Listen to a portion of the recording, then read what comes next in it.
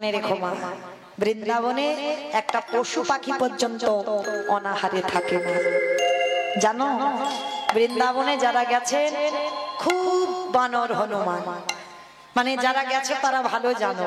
এত হনুমান, তুমি চোখে যদি চশমা পরে যাও সে কেড়ে নেবে, হাতে মোবাইল থাকলে সে কেড়ে নেবে, যা কিছু থাকবে ব্যাগপত্র সব কেড়ে নিয়ে চলে যাবে। তা জানো বৃন্দাবনে একটা হনুমান, একটা বানর এত দুষ্টুমি করেছিল, তো এক ভক্ত হনুমানটাকে বন্দি করে রেখে দিয়েছে। আর এমন বন্দি করেছে তাকে খেতেও দেয়নি। তো এই বানরটা সারা রাত অনাহারে কেঁদেই যাচ্ছে, রাধে এবার যে বড় কষ্ট হচ্ছে, আমার কিছু সেবার ব্যবস্থা করে দাও। রাধারানী বর্ষণায় বসে বসে ভাবলো কে ডাকছে, ললিতা। কি এমন করে আকুল প্রাণে আমায় ডাকি, একবার গিয়ে দেখ কি আমায় রাধে রাধে বলে ডাকছে। ললিতা বলছে ঠিক আছে, তোকে অত ধৈর্য হারাতে হবে না, দেখছি কি হয়েছে। গিয়ে ললিতা সখী গিয়ে দেখলো একটা বানরকে এক ভক্ত বেঁধে রেখেছে। সকাল থেকে এত দুষ্টুমি করেছে, তার গাছে ফল কেড়ে নিয়েছে, সবকিছু তছনছ করে দিয়েছে। ওই বানরটাকে বেঁধে রেখে দিয়েছে, আর সেই সারা রাত না খেয়ে রাধে রাধে বলে খাচ্ছে। ললিতা ফিরে গিয়ে বলছে রাধে, ওটা কোনো মানুষ টানুষ নয়, একটা বাঁদর এত দুষ্টুমি করেছে তাকে বন্দি করে রেখেছে। ললিতা রে, ও বানরে জাতি হতে পারে, কিন্তু ও যে অনাহারে আমার নাম ধরে ডাকে, আর এই ব্রজের মাটিতে বসে যে একেবারে রাধে বলে কাঁদিতে পারে। আমার রাধা রানী বললেন সখী রে, মনে রেখো মা, কৃষ্ণ বলে যারা ভজন করো, ভগবান চিত্রগুপ্ত বিচিত্রগুপ্তকে বলবে খাতা খুলে দেখো তো ভক্ত কি কি জগতে করেছে। ভগবান খাতা খোলাবে, কিন্তু যদি কেউ একবারে রাধে বলে কেঁদে বেড়া, আমার রাধা রানী কোনোদিন চিত্রগুপ্তকে ডেকে বলে না খাতা দেখো। একবারে যদি আমার রাধা রানীর চরণে কেউ আশ্রয় করে, আমার রাধা রানী কোনো বিচার না করে তাকে চরণ তলে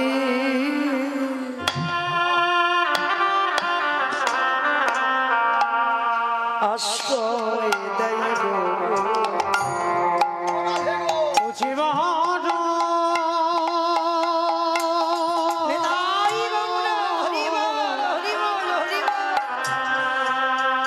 জীবন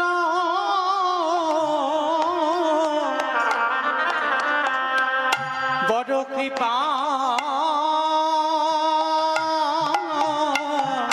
কৃপাময়ী রাধে চরণ তলে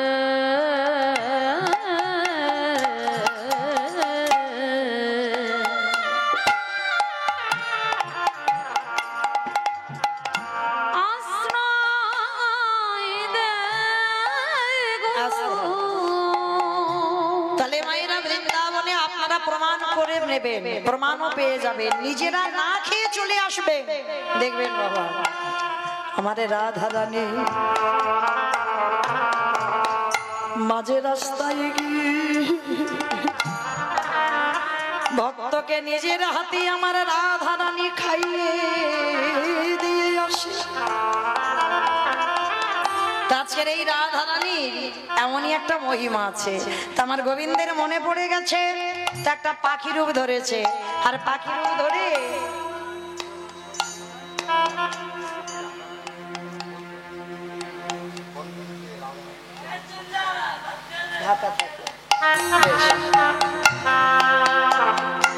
হরি বল হরি বল। আমার বাবা ঠাকুর প্রশ্ন করলেন রাধা রানীর চরণ সর্বদা একটু ঢাকা দিয়েই রাখতে হয় কেন জানো? ওই চরণ বড় দুর্লভ চরণ, ওই চরণে একমাত্র আমার গোবিন্দ দর্শন করতে পারে। যাদের ঘরে আমার শিব বিগ্রহ থাকবে, রাধা মাধবের বিগ্রহ, রাধা রানীর বিগ্রহ, সবার কাছে নিবেদন চেষ্টা করবেন আমার গোবিন্দ চরণ দর্শন করা যায়, কিন্তু আমার রাধা চরণ সর্বদাই একটু ঢাকা দিয়ে রাখবেন, কারণ ওই চরণটা সবার দর্শনের জন্য নয়। আর অনেক সাধ্য সাধনা হলেই তবে আমার রাধা চরণ দর্শন হয়। কেন জানো? আমার এই গোবিন্দ বললেন রাধে গো, ওগো রাধে গো,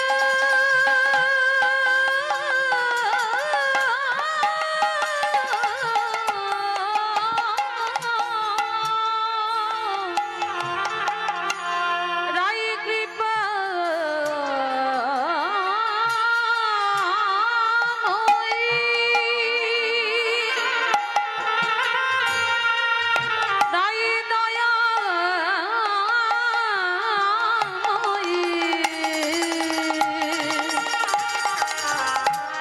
তোমার ওই চরণে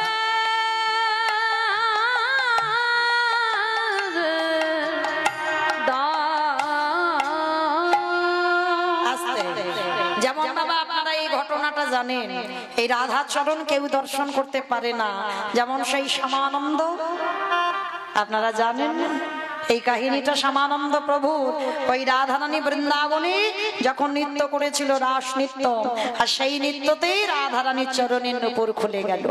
তাহলে বছর বছর রাস নৃত্য হচ্ছে, কোনোদিন রাধার চরণে নূপুর খোলে না, তাহলে আজকের খুললো কেন? কৃষ্ণ দাসে কে কৃপা করিবারে বলে তাই তো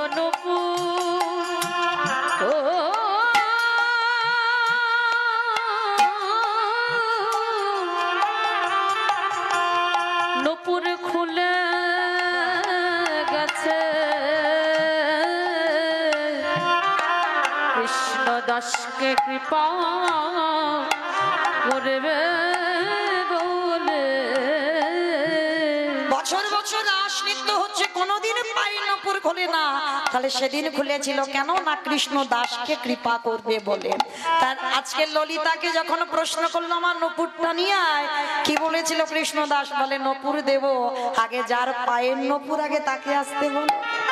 ললিতা যখন গিয়ে বলেছিল রাধারানীকে, রাধারানী বলেছিল অসম্ভব, যে চরণ আমার গোবিন্দ ছাড়া কেউ দর্শন করে না, আমার চরণ যদি একেবারে কেউ দর্শন পেয়ে যায়, যদি সে কোটি কোটি জন্ম পাপ করে থাকে, সকল পাপ থেকে সে মুক্তি পেয়ে যায়, তাই আমি চরণ কাউকে দেখাবো না।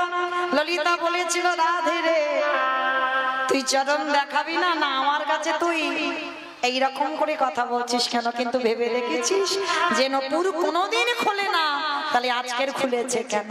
তাহলে তুই তো কৃষ্ণ দাসকে কৃপা করবি বলে খুলেছে।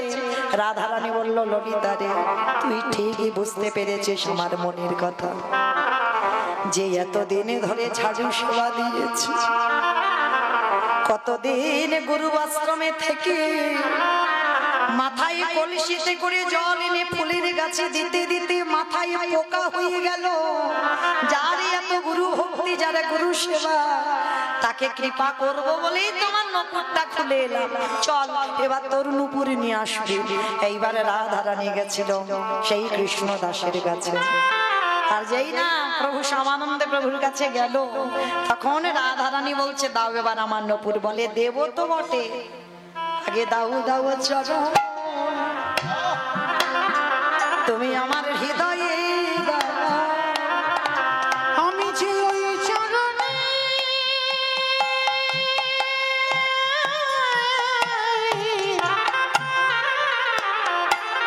বাবা বাবা, আমি যে ওই চরণে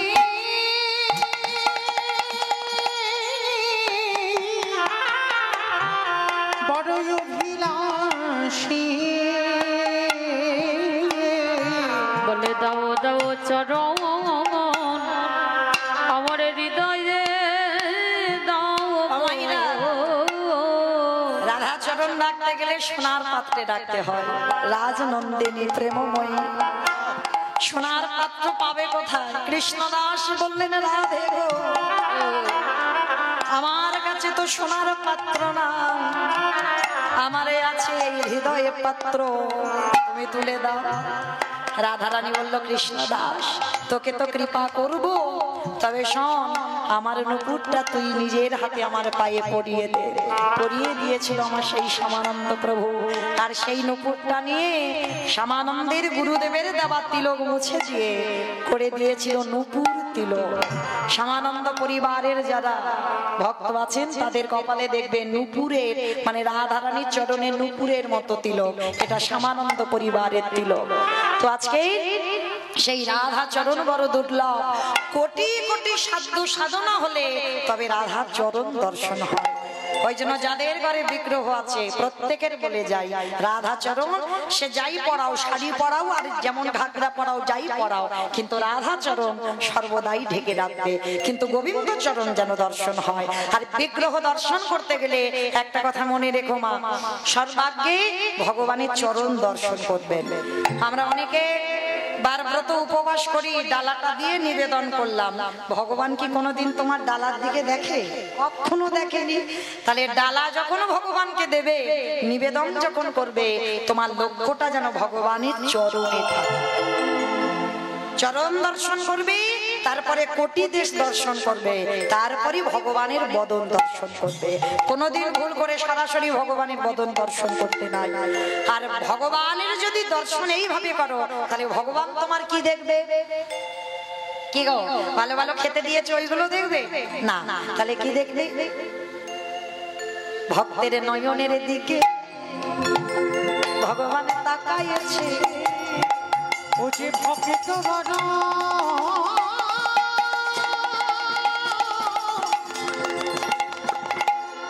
ও যে ভক্ত বড় ভালোবাসে, ভক্তের নয়নের দিকে তাকাইছে। ভক্ত শোনা যায় কিসে? যে আমরা প্রসাদ গুলো পড়ি, গলায় তুলসীর মালা, দাদার সঙ্গে তিলক সেবা, প্রসাদ ভুজি, এগুলো তো বাবা বাহ্যিক জগতের আভরণ, তাই না? দেহ শুদ্ধ হলো, দেহ শুদ্ধ হলে মন শুদ্ধ হয়, আর মন শুদ্ধ হলে আত্মা শুদ্ধ হয়ে যায়, তখন ভগবত কৃপা হয়ে যায়। তাহলে এগুলো দেহের বাইরের আভরণ। তাহলে ভগবান ভক্তের নয়নের দিকে তাকায়। ভক্ত চিনতে গেলে ভক্তের নয়নের দিকে তাকাতে হবে, আর নয়নের দিকে তাকালেই দেখবে অবশ্যই করে তুমি ভক্ত চিনতে পারবে। আর ভক্তের কোন জায়গা দেখলে তুমি চিনতে পারবে না, জগৎটা এখন সাজায় ভরপুর। তাহলে যে ভক্তের নয়ন সর্বদা কৃষ্ণ নামে বাড়ি ঝরে, বুঝবে কিঞ্চিত ভক্ত হওয়ার অধিকার অর্জন করেছ। তাহলে মাইরা আজকে রাধারানী প্রতিজ্ঞাবদ্ধ, বৃন্দাবনে কেউ অভুক্ত যাবে না। সে একটা পশু পাখি, কীট পতঙ্গ, তরুলতা গুলমন যাই হোক, কেউ কোনোদিন অভুক্ত যাবে না। তা যেই না আমার ভগবানের মনে পড়ে গেছে, একটা পাখি হয়ে বটুর কানে বলে যাচ্ছে, তুই মথুরায় এসেছিস, কেউ দেয়নি, কি হয়েছে? বৃন্দাবন চলে যা। তা বটুর মনে আনন্দ, তাই তো আমি যে বৃন্দাবন যাব, এত বড় যমুনা পার হব কি করে? এত বড় যমুনা পার হবো কি করে? বলে নৌকা নাই, মাঝি নাই, আর সাঁতার জানে না। আচ্ছা মাইরা এই জায়গাটা একটু লক্ষ্য করবেন, নৌকা নাই, মাঝি নাই, সাঁতার জানে না, তাহলে কি করে যমুনা পার হবে? পার হবে? পার হতে পারবে? পারবে না? পারবে। কিসে পারবে? বিশ্বাস। একটা জিনিসে পারবে, বিশ্বাস। সেটা আপনাদেরও নাই, আমারও নাই, আমার সম্প্রদায় নাই, যারা দাঁড়িয়ে ঘোরাঘুরি করছে কারণ নেই। এইটা আগে ধরতে হবে, বিশ্বাস। ঠাকুর রাখলে তুই রাখ, মারলে তুই মার, মরতে তো একদিন হবে। তাহলে রাখলে তুই রাখবি, মারলে তুই মারবি। কিন্তু মায়েরা আমাদের কারোর আছে ওই বিশ্বাস? ছেলে পুলের অসুখ বিসুখ হবে, প্রাথমিক ডাক্তার, সে যদি ভালো না করলো তো কলকাতা পিজি যাবে। পিজি যদি একেবারে ফেল হয়ে গেল, চেন্নাই ফেল, সেখানে যদি ফেল হয়ে গেল, রুগী ফিরে এলো, এইবার ওখানে মনসার ভর হয়, শীতলার ভর হয়, পঞ্চানন্দের ভর হয়, যে যেটা বলবে সেটা করবো। ওই একজন ভক্ত কই তার চরণে দিয়ে বলেছে, ঠাকুর রাখলে তুমি রাখো, মারলে তুমি মারো। ওইটা তো কারণ নেই, তো বাঁচবে কি করে? মনে রেখো, অসুখ ভালো তো সেই করে ডাক্তার। বাচ্চিক জগতের ডাক্তার নয়, বাঁচাবে একজনের ডাক্তার। তারই যদি ডাক্তারের মতো ডাকা যায়, সেই তো পারে রোগী ভালো করিতে। তাহলে মনে রেখো মাইরা, আজকেই বটু বলছে আমার বিশ্বাস, বাবা বলেছে বিপদে যারা পড়ে তোর নাম করলে নাকি পার হওয়া যায়। দেখি তুই আজকের পার করিস কিনা। চোখ বন্ধ করেছে, ছেলে সাঁতার জানে না, মানে গটগট করে নেমে যাচ্ছে, গলা পর্যন্ত জলে, কিন্তু চোখ খুলছে না। চোখ বন্ধ করে গলা পর্যন্ত নেমে গেছে, আর একটু পা পিছলালেই ছেলেটা জলে ডুবে যাবে। চোখ দুটো বন্ধ করে বলছে, দয়ালে তোমার লীলা খেলা বিশ্বাস, ওগো বোঝা বড় দিনের বন্ধু করুণা সিন্ধু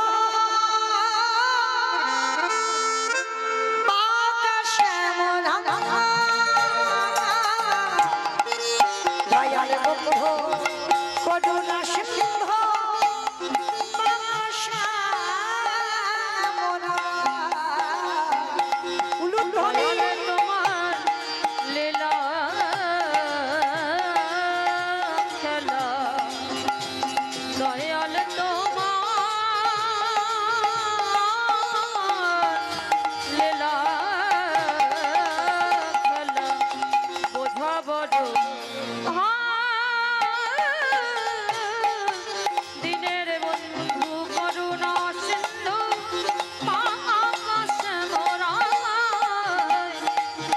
বন্ধু করুণা সিন্ধু তুমি তো সেই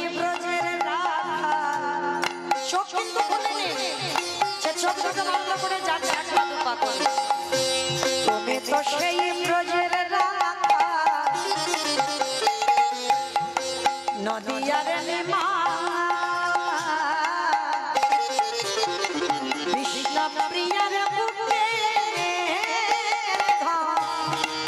যশোদা জীবন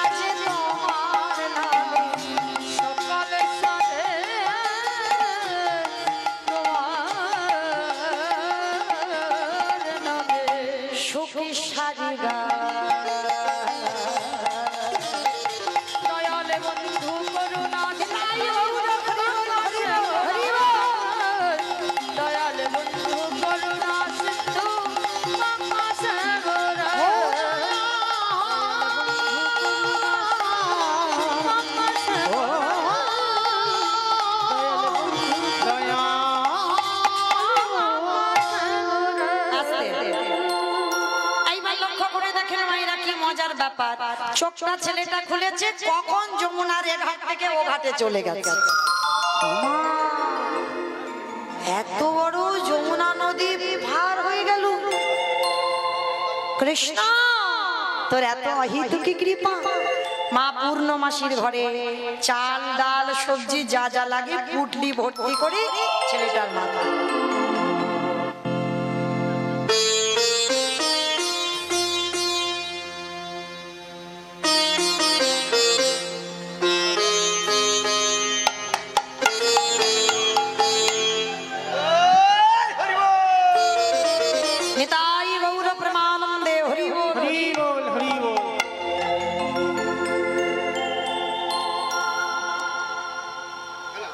লক্ষ্য করে দেখেন, ছেলেটাকে যেই না চাল ডাল দিয়েছে, পুল্লিটা মাথায় করে নিয়েছে, আবার তো ফিরতে হবে মথুরা।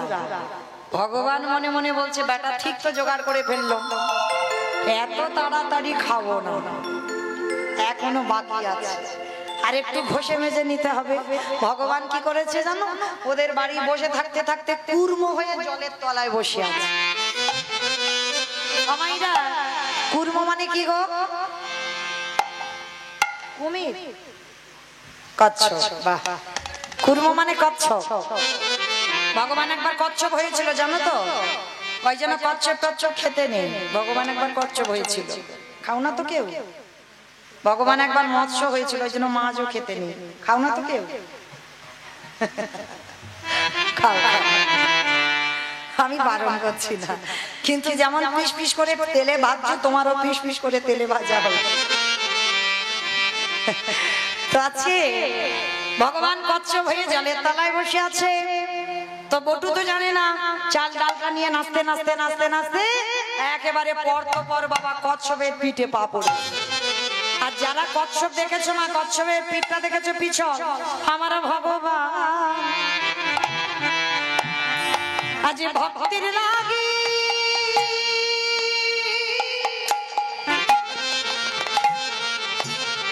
কেমন জলের তলায় বসে আছে। সে যে ভক্ত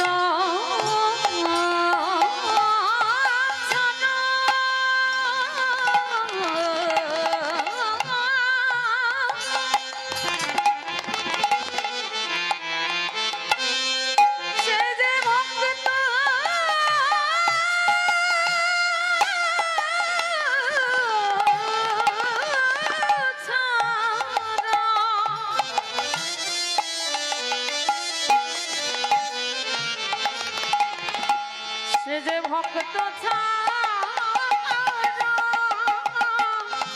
কিছু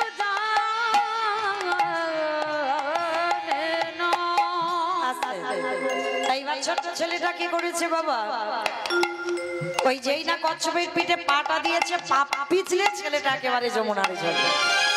যদি বা চাল ডাল পেল, পুটলিটা নিয়ে ছেলেটা জলে পড়ে গেছে। আর যেই পড়ে গেল, ভগবান তো ওদেরই বাড়িতে বৈষ্ণব সেজে আছে, সঙ্গে সঙ্গে চাল ডালের পুটলিটা খেয়ে ফেলে। এইবার দেখ কেমন লাগলো, বড্ড আমার জন্য সেবা দিবি, সবকিছু খেয়ে ফেলেছে।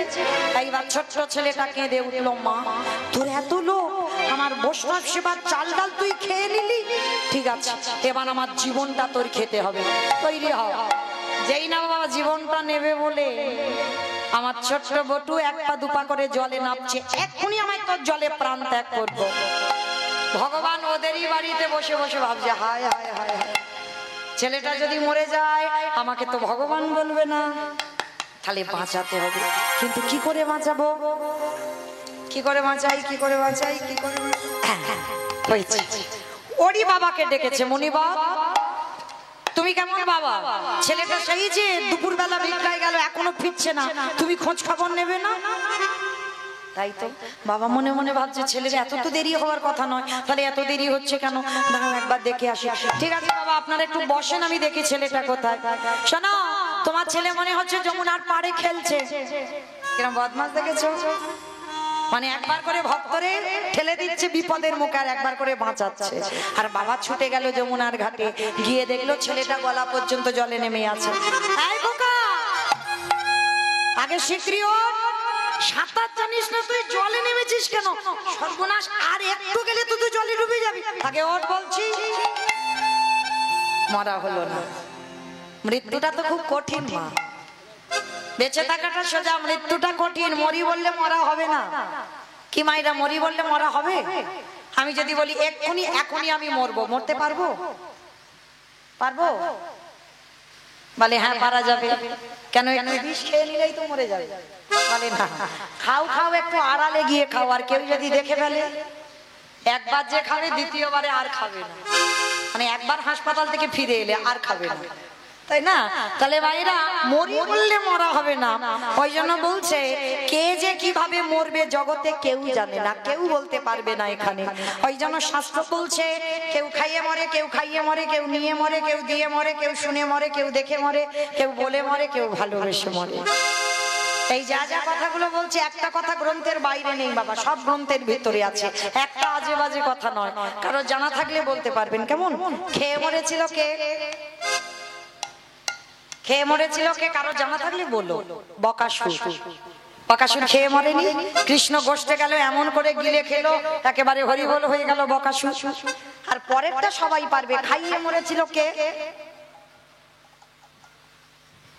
হ্যাঁ পুতনা।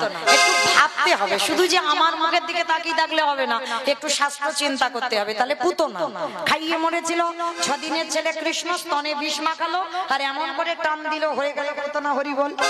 তাহলে খেয়ে মরলো বাকাসুর, খাইয়ে মরলো পুতনা। নিয়ে মরেছিল কে? আমি অপশন দেব, আপনারা খুঁজে বের করবেন। রামায়ণ। নিয়ে মরেছিল, ভাবো পেয়ে যাবে। রাবণ নিয়ে মরেছিল, রাবণ। সীতা নিল, 1 লক্ষ ছেলে, 1 লক্ষ নাতি, বংশে বাতি দেওয়ার মতো কেউ ছিল না। তাহলে নিয়ে মরলো না? আমি তো অপশন দিলাম রামায়ণ, তাই না? তাহলে খেয়ে মরলো, খাইয়ে মরলো, নিয়ে মরলো। দিয়ে মরেছিল কে? অপশন মহাভারত।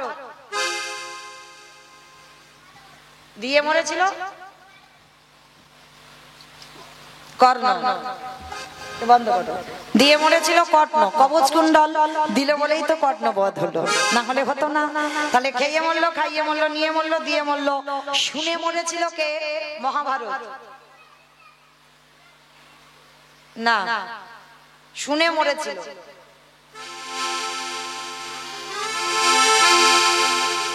অশ্বত্থামা হতবাদ ইহা আমি সত্য জানি, ইতি গজ পড়ে গেল জানে, ইতি গজ পড়ে গেল অরণে। এই খবরটাকে শুনেছিল অষ্টগুরু দ্রোণাচার্য। আর দ্রোণাচার্য পুত্রের মৃত্যু সংবাদ শুনে হরিবল হলো। তাহলে খেয়ে মরলো, খাইয়ে মরলো, নিয়ে মরলো, দিয়ে মরলো, শুনে মরলো। দেখে মরেছিল কে?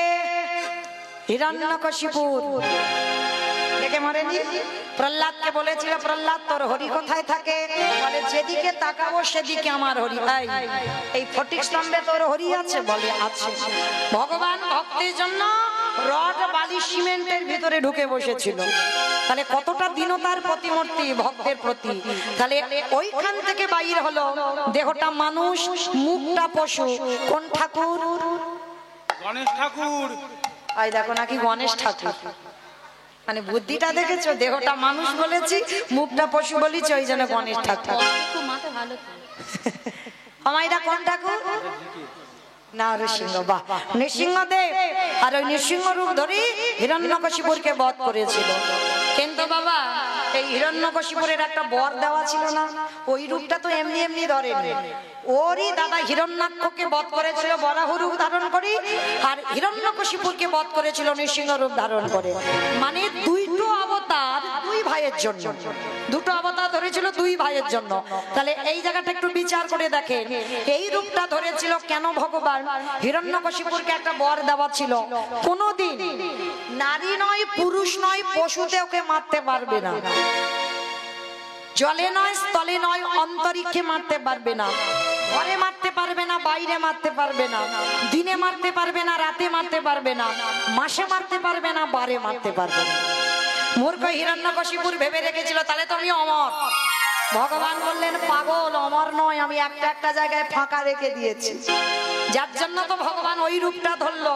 নারী তো নয়, পুরুষও নয়, পশুও নয়, ওই নরসিংহ রূপ ধরে হিরণ্যকশিপুরকে বধ করলো। হিরণ্যকশিপুরকে যখনই বধ করবার জন্য এলো, হিরণ্যকশিপুর বলেছিল মূর্খ, তুমি আমায় মারতে পারবে না। বলে কেন? বলে নারী পুরুষ পশুতে মারবে না। বলে ওই জন্য তো আমি এই রূপটা তোর জন্য ধরেছি, শুধু তোকে মারবার জন্য। বলে তবুও মারতে পারবে না। বলে কেন? বলে আমি তো জলে নয়, স্থলে নয়, অন্তরিক্ষে মরবো না। বলে ওই জন্য তোকে মারবো আমার উরু দেশে। হিরণ্যকশিপুরকে মেরেছিল উরু দেশে, জলে নয়, স্থলে নয়, অন্তরিক্ষে নয়। বলছে হিরণ্যকশিপুর বলছে তবু মারতে পারবে না। বলে কেন? বলে শোনো, আমি ঘরে মরবো না, বাইরে মরবো না। হিরণ্যকশিপুর বলেছিল ঘরে মারবো না, বাইরে মারবো না, তোকে তোর ঘরের চৌকাটের উপরে দাঁড়িয়ে মারবো। ওইটা ফাঁকা রেখেছিল। আবার বলছে দিনে মারবো না, রাতে মারবো না। কখন মেরেছিল? গোধূলি বেলায়। যারা নৃসিংহ চতুর্দশী ব্রত পালন করি, পূজায় বসতে হয় গোধূলি বেলায়। এই ব্রতটা অবশ্যই পালন করবেন। প্রহ্লাদ 5 বছরে কৃপা করেছিল অজান্তে এই নৃসিংহ চতুর্দশী ব্রত পালন করে, না হলে পেত না। অতটুকু বয়সে আমার শ্রীহরির কৃপা পেয়েছিল। ওই যে আগের জন্মে করেছিল বাবা অজান্তে নৃসিংহ চতুর্দশী ব্রত। পঞ্জিকাতে থাকবেন, দেখবেন বৈষ্ণব তালিকা যদি থাকে অবশ্যই পাবেন। এই ব্রতগুলো অবশ্যই পালন করবেন। তো আজকে লক্ষ্য করেন, মারল কখন? গোধূলি লগ্নে। হিরণ্যকশিপুর হেসে উঠলো, এখনো তুমি মারতে পারবে না। কেন? কারণ আমি মাসে মরবো না তো আর বারে মরবো না। মাসেও মরবো না, বারে মরবো না, তাহলে কি তুমি মারতে পারবে? বলে তোর জন্য আজকেই আমি একটা দিন সৃষ্টি করব, একটা মাস সৃষ্টি করব, যাকে মাস ধরবে না, যাকে বার ধরবে না। বলে তো কোন মাসকে মাস বলে না, কোন বারকে বার বলে না? বলো বলো। এই জন্য তো কীর্তন শুনতে বসতে হয়। মল মাস, বাহ হরি বল। শুধু হিরণ্যকশিপুরকে মারবার জন্য একটা মাস সৃষ্টি করেছিল, যেটা হচ্ছে মল মাস। আর মল মাসটাকে মাস নয়, মল মাসটাকে বার নয়। মহাজনগতস্য পন্থা, এটা আমার কথা নয়। আর ওই মাসটা সৃষ্টি হয়েছিল শুধু হিরণ্যকশিপুরকে মারবার জন্য। তাহলে ওই রূপ দেখেই মরল। তাহলে খেয়ে মরল, খাইয়ে মরল, নিয়ে মরল, দিয়ে মরল, শুনে মরল, দেখে মরল। বলে মরেছিল কে? দক্ষ রাজা 60টার মেয়ের মধ্যে একটা মেয়ে সতী। দক্ষ যজ্ঞ হয়েছিল, সব জামাইকে বলেছিল, আমার বাবা শিবকে বলেনি। তখনই সতী বলেছিল, আমার স্বামীকে তুমি অপমান করলে, সব জামাইকে বললে, আমার স্বামীকে বললে না। এই মুহূর্তে তোমার বাড়িতে আমি বিনা নিমন্ত্রণে এসেছি, আমার স্বামীকে যেখানে নিমন্ত্রণ করা হয়নি, আমি অপমানিত হলাম। এই মুহূর্তে আমি আমার দেহ ত্যাগ করব। সতী দেহ ত্যাগ করে দিল। তাহলে বলেই মৃত্যু হলো। তাহলে খেয়ে মরলো, খাইয়ে মরলো, নিয়ে মরলো, দিয়ে মরলো, শুনে মরলো, বলে মরলো, দেখে মরলো। আর একটা বাকি আছে, ভালোবেসে মরেছিল কে? আমি বলবো, বলো। ঋতুপর্ণা।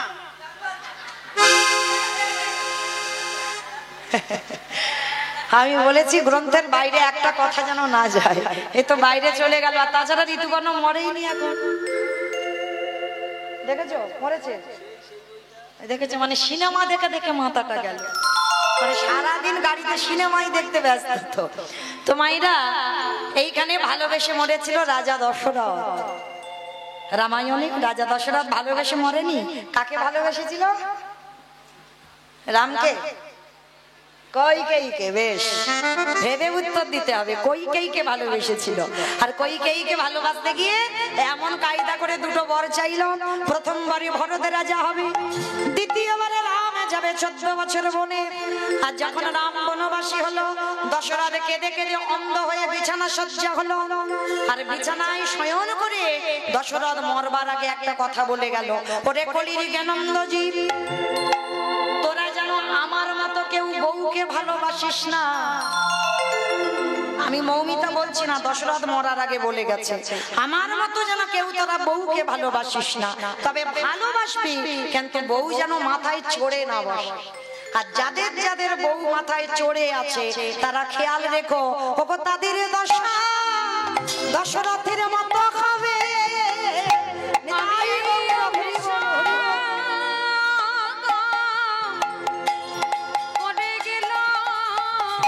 বলে তাদের দশা দশরথের মতো হবে। আস্তে